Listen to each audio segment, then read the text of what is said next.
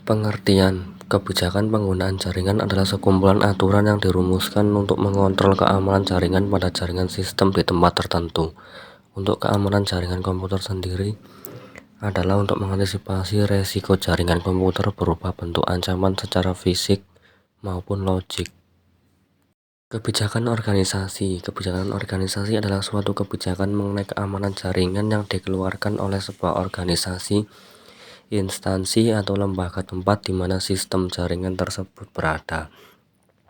Pelanggaran terhadap kebijakan ini akan mengakibatkan kerentanan sistem terhadap serangan dan siapapun yang melanggar akan dikenakan sanksi organisasi. Contoh kebijakan organisasi: yang pertama, tata kelola sistem komputer; yang kedua, pengaturan kerapian pengkabelan; yang ketiga, pengaturan akses Wi-Fi; yang keempat, manajemen data organisasi; kelima, sinkronisasi antar hub organ; keenam, manajemen sumber daya; ketujuh, maintenance dan checking berkala. Etika menggunakan jaringan komputer. Saat menggunakan jaringan, kita harus memperhatikan etika-etika yang berlaku. Di antaranya etika tersebut ialah: yang pertama, memahami akses penggunaan; yang kedua, memahami kualitas daya organisasi; dan yang ketiga, pengaturan penempatan suborgan. Kebijakan mengakses komputer. Terdapat kebijakan pengguna saat mengakses komputer, yaitu: yang pertama, manajemen pengguna membagi grup user menjadi beberapa bagian; yang kedua, manajemen sistem komputer menerapkan polisi kebijakan tentang budaya perusahaan atau organisasi; dan yang ketiga, manajemen waktu akses melimitkan akses yang dibolehkan. Analisa keamanan jaringan. 1. Vulnerability atau aktivitas menganalisis suatu jaringan sistem yang cenderung untuk diserang. Yang kedua, threat atau aktivitas menganalisa jaringan untuk mengetahui dan mempelajari kemungkinan serangan yang datang dari luar maupun dari dalam. Yang ketiga, ada impact, yaitu tindakan menganalisis pengaruh-pengaruh yang diakibatkan oleh serangan yang terjadi dalam jaringan. Yang keempat, ada frekuensi, yaitu kegiatan menganalisis dan mencatat tingkat keseringan suatu serangan dalam jaringan dalam kurun waktu tertentu.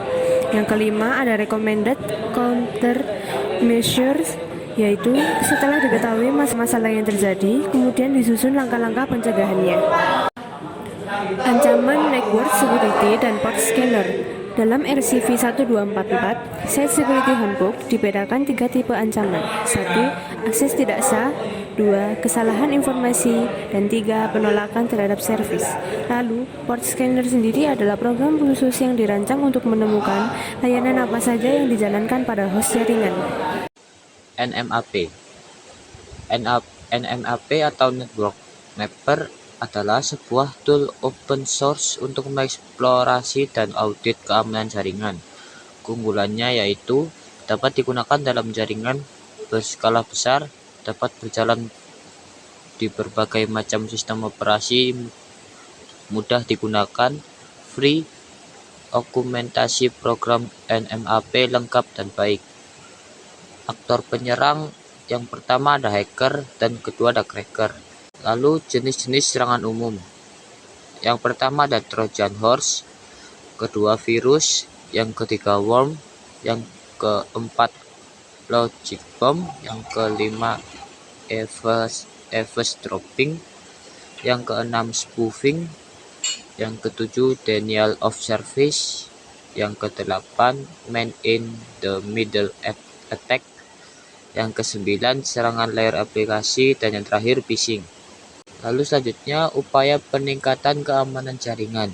Yang pertama, ganti alamat SSID; yang kedua, gunakan enkripsi; yang ketiga, nonaktifkan fitur interface router; yang keempat, install antivirus; dan yang terakhir, lakukan backup.